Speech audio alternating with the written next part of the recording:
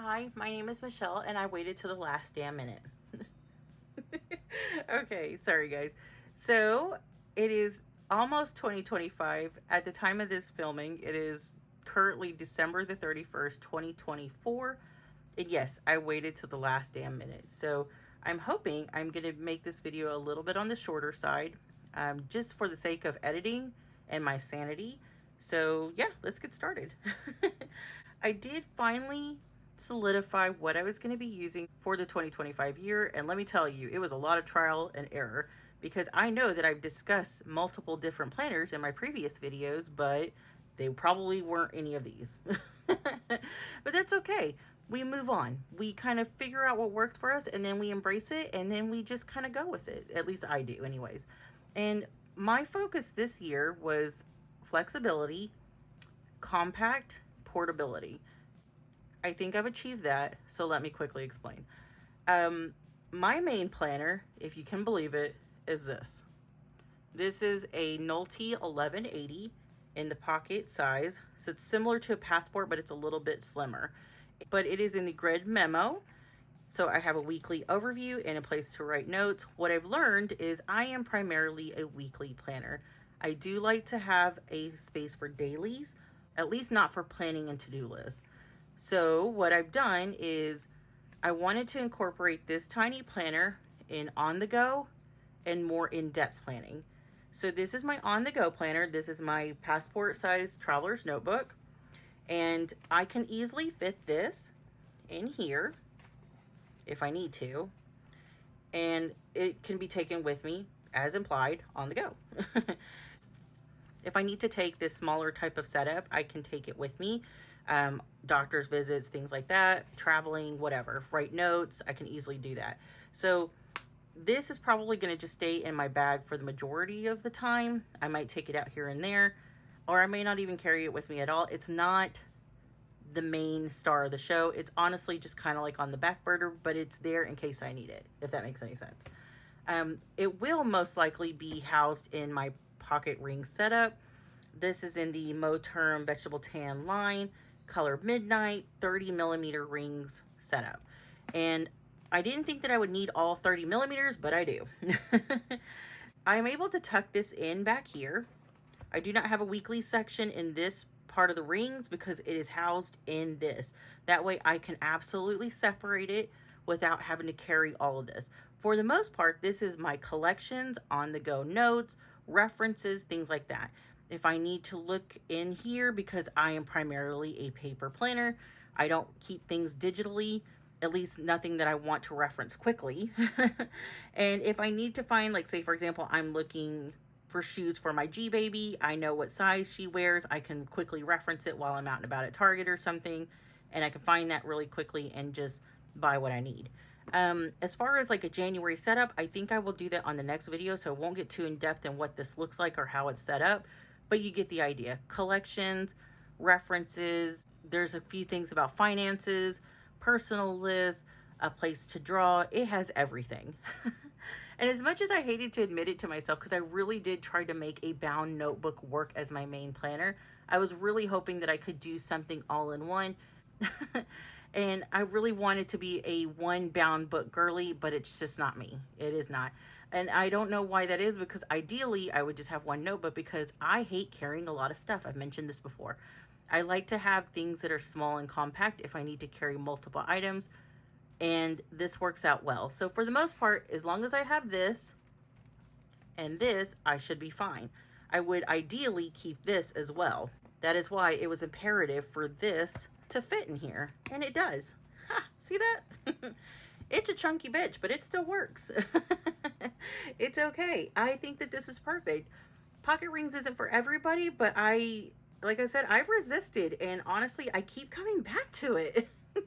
And there's a reason for that. I really even tried to experiment with personal rings and found that it was a little bit too big for my liking at this time, so pocket rings it is. And this is perfect. I like this. This is good. We're good. We're going somewhere with that. Okay, so in addition to using weeklies, I found out that I really love daily journaling. Not so much daily planning, but daily journaling. And what I've realized in the B6 Slim size was that I really love the creative aspect of it. I like the idea of writing snippets about my day, making small little doodles in the pages, keeping ephemera, keeping receipts or movie tickets, stickers off of my Starbucks cups, and things like that. And one of my goals this year is to actually use a lot of the sticker stashes that I have, to use all of the things that I have without buying more. Yes, I'm going to be putting myself on a low buy. So that's why it was really painstakingly in depth. Okay. So yes, I am going to be on a no buy. At least I'm going to try. And that is why it was so important for me to painstakingly do my research, figure out what worked for me, because I really don't want to move out of these planners this year. I really need for it to work. I spent so much money. If you guys could see my planner graveyard right now, you would be terrified. All right. So let's just put it at that. Things that didn't work, even in just the last like 4 months. It's ridiculous. So I need these to work. So like I said, I found out that I really enjoyed daily journaling, just not so much daily planning. So I got this beautiful cover from my son-in-law for Christmas this year. He was my secret Santa. And I love it. It's so pretty. I love this leather. It's so nice. I wish that this had an inner pocket, but whatever. We can't be too picky. But I did get this A5 daily planner from Sterling Ink. So while the weekly setup, the all-in-one setup didn't work for me, I'm thinking this daily is going to do better because I am going to daily journal in here. I think, as you can see, I've already set up my vision board in here. I'm probably going to write 1 line a day in here because I don't really have a need for these trackers as I have it in my pocket rings.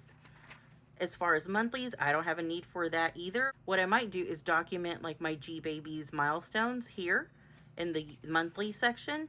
So anytime that I notice something, or if I notice something new, like she's really starting to form sentences now, and she's really fond of snacks. She likes certain TV shows. She really loves when you read her stories. Maybe I'll make a note about what story we read that day or something. And I think that'll be a really sweet thing to look back on, you know, especially as she gets older.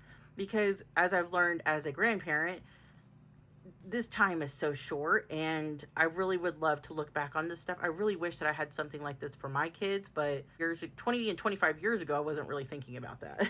I was just trying to exist and survive. But for my G Baby, I think I can absolutely do that. As far as creative journaling, I have a day per page. I feel like if I need to extend past that, that's totally okay. I don't really feel like there's a lot of rules here. It's dated, but do I need to really adhere to the dates? No. I mean, I can probably be pretty flexible with this as well. But the point is, I just want to make little notes about my day, what I'm consuming on social media, books that I'm reading, you know, places I've been, things like that. And I wanted to have enough space to do it. So while I love this, and as a functional planner, it's not big enough for my creative journaling. So that's pretty much it. I hope that this is not too crazy and all over the place, because I know how I get, especially with my ADD. And I'm hoping that I explained that well enough. Like I've mentioned before, I'm really happy with this setup. I'm hoping that it's going to last the entire year, but we shall see. So for creative journaling, functional planning, this is it. I'm really happy with this. I'm really excited about it. I'm also really excited to know what you guys are using. What is the favorite thing that you have for 2025 this year? I'm really interested to know. I really like to share some of these little crazy planner rants with y'all. So just let me know in the comment section down below. Also, if you have any questions, just list them there as well.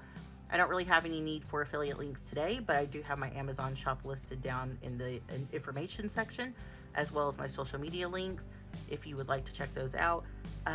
Yeah, I'm so excited. We just have a few more hours at the time of this filming until 2025, and I, for one, am ready. So I hope that you guys have a wonderful and safe new year. And not to sound too cheesy, but I will see you next year. All right, guys. Later.